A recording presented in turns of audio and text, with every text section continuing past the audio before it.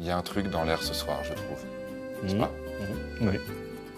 Une sorte de touche invisible, quoi. Ouais, un genre d'amour un peu groovy, je sais pas. Ouais. Moi, j'aimerais bien qu'il pleuve maintenant. Emmène-moi à la maison. Maintenant? Eh, dis donc, tu serais pas un peu un amoureux facile, toi? Eh oui, contre toute attente. Ne vivons plus des vies séparées.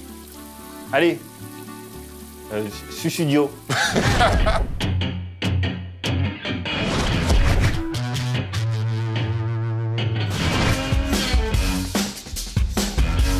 Philip David Charles Collins, plus connu sous le nom de Phil Collins, est un musicien rock et pop né le 30 janvier 1951 à Londres. On n'aime pas, hein, c'est vous qui voyez. Nous, on aime, vraiment. Voilà. Petite bio express du personnage, donc, en espérant vous donner l'envie d'avoir envie d'écouter du film.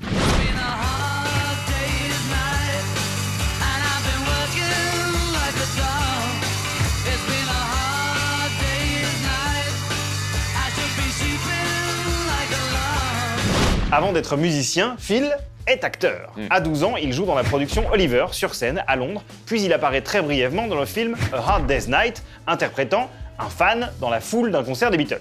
L'Oscar est donc encore loin, d'autant plus que Phil Collins opte finalement plutôt pour la musique. Il joue de la batterie dans plusieurs groupes, dont un signe même chez CBS pour un unique album paru en 69. Le groupe s'appelle Flaming Youth.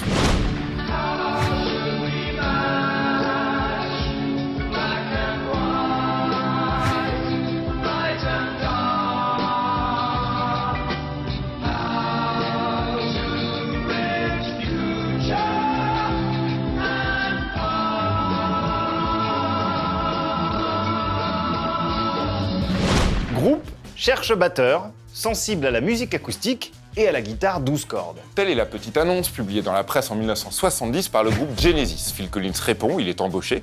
En 1975, lorsque le chanteur Peter Gabriel quitte le groupe, Genesis auditionne un grand nombre de chanteurs, mais personne n'est meilleur que Phil Collins lui-même qui récupère donc le poste. Et comment il est, le succès? Il est mondial, mon pote. Voilà, le temps de 12 albums, le dernier datant de 1991 et même le préféré de personne, sauf de Nico. Ouais, c'est mon préféré.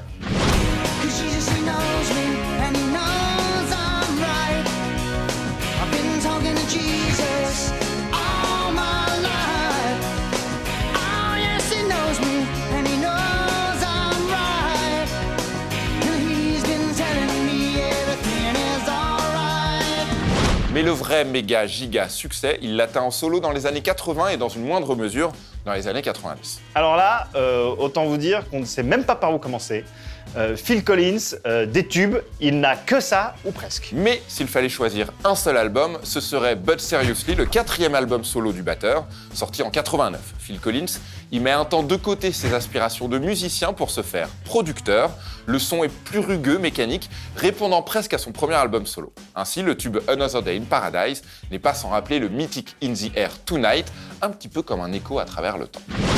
Oh, think twice, 'cause it's another day for you and me in paradise. Oh, think twice, 'cause it's another day for you and me in paradise. I can feel it coming in the air tonight. All I want.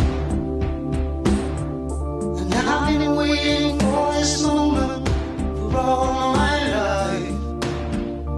Oh Lord.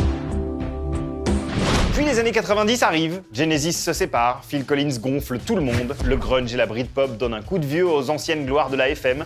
Phil Collins compose la BO du film Tarzan de Walt Disney, mais peine à égaler le succès d'Elton John avec Le Roi Lion 4 ans plus tôt. Quant aux années 2000, qu'en dire, si ce n'est pas grand-chose. Ah si, attention, pépite, en 2001, il y a un album hommage à Phil Collins Ah oui. qui est sorti. C'est un album de reprise fait par des artistes hip-hop, un album élu par le magazine Q comme le 3e des 50 pires albums de tous les temps.